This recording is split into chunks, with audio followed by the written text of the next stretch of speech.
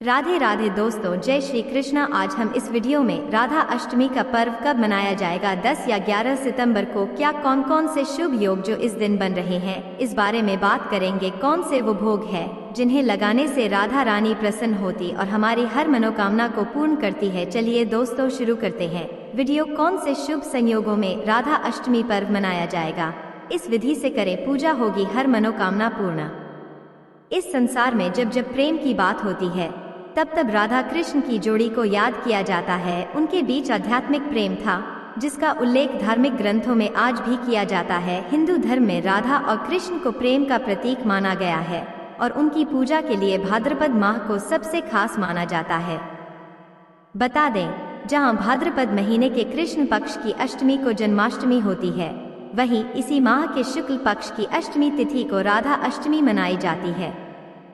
इस दिन राधा कृष्ण की जोड़ी की पूजा करने से वैवाहिक जीवन में सुख समृद्धि का वास होता है, साथ ही पति पत्नी के रिश्ते में मधुरता बनी रहती है।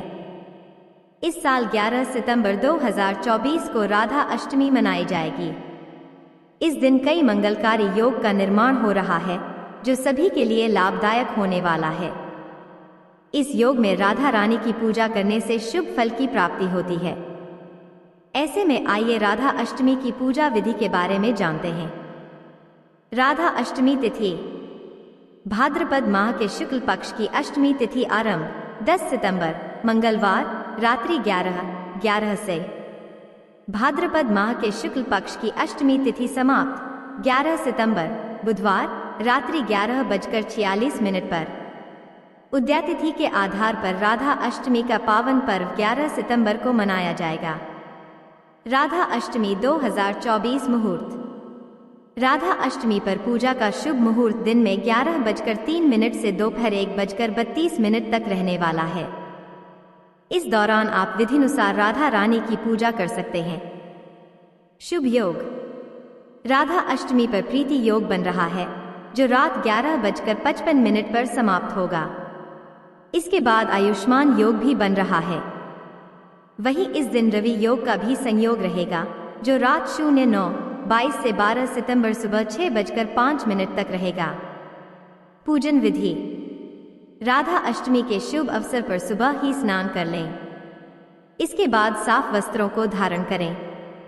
इसके बाद शुभ मुहूर्त के अनुसार पूजा स्थान पर सभी सामग्रियों को एकत्रित कर लें।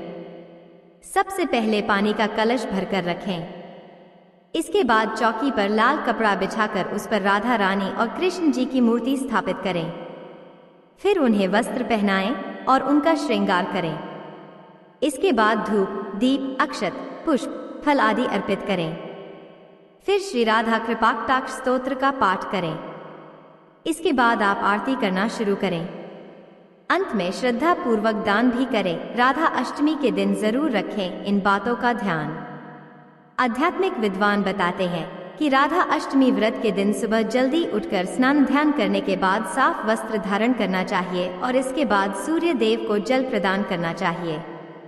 ऐसा करने के बाद ईशान कोण में एक चौकी पर लाल या पीले रंग का वस्त्र बिछाएं और उसे पर राधा रानी की प्रतिमा या फोटो स्थापित करनी चाहिए।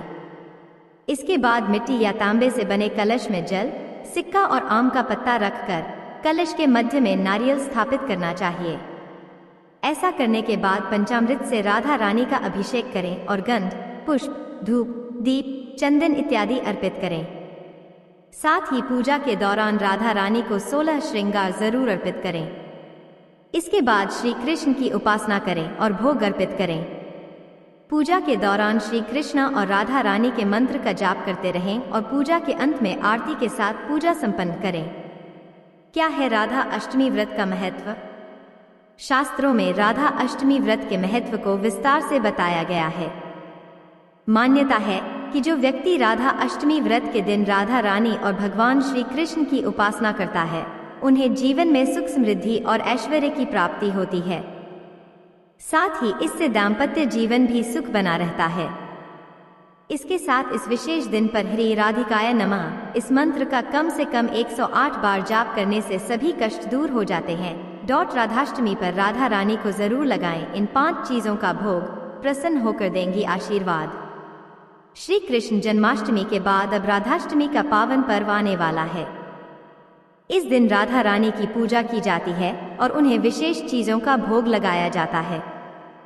आज हम आपको 5 चीजें बताने वाले हैं जिन्हें आप भोग के रूप में राधा रानी को अर्पित कर सकते हैं।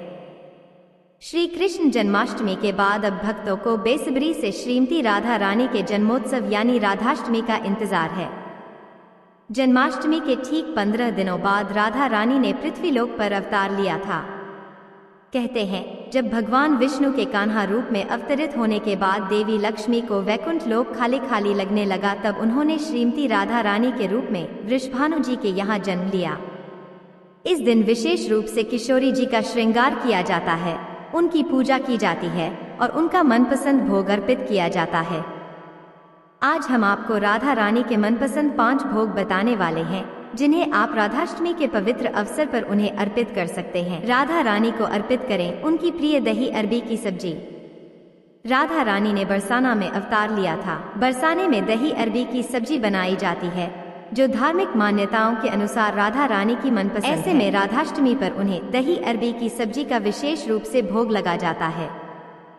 ये खाने में बहुत ही जायकेदार होती हैं और इसका धार्मिक महत्व भी होता है। ऐसे में आप भी इस खास मौके पर राधा रानी के लिए दही अरबी की सब्जी बना सकते हैं। पंचामृत का भोग लगाना ना भूलें। किसी भी धार्मिक उत्सव में प्रसाद के तौर पर पंचामृत का भोग विशेष रूप से लगाया जाता है। ये भोग न सिर्फ ठाकुर जी का मनपसंद है बल्कि श्रीमती राधा रानी का भी प्रिय है। ऐसे में राधाष्टमी के दिन पंचामृत का भोग जरूर तैयार करें। इसे 5 चीजों जैसे घी, दूध, घी, शहद, गंगजल से मिलाकर बनाया जाता है। मीठे में बनाएं मालपुआ का प्रसाद। धार्मिक मान्यताओं के अनुसार राधा रानी के हाथ से बने मालपुए भगवान श्री कृष्ण को बेहद पसंद है। भगवान कृष्ण की पसंद होने के कारण राधा रानी को भी मालपुए काफी प्रिय है। इसलिए राधाष्टमी के दिन राधा रानी को मालपुए का भोग विशेष रूप से लगाया जाता है। आप भी इस खास मौके पर अपनी किशोरी जी के लिए घर में मलपुए बना सकते हैं। रबड़ी का भोग भी है राधा रानी। राधाष्टमी पर राधा रानी को कुछ मीठा भोग अर्पित करना चाहते हैं तो उनकी पसंदीदा रबड़ी का भोग भी तैयार कर सकते हैं। बाकी बिहारी को भी रबड़ी बेहद प्रिय है।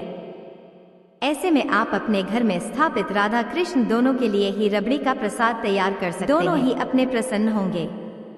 प्रसाद के साथ जरूर शामिल करें पान का बीड़ा। राधा रानी को प्रसाद अर्पित करने के बाद मुखवास के तौर पर पान का बीड़ा जरूरी अर्पित करें।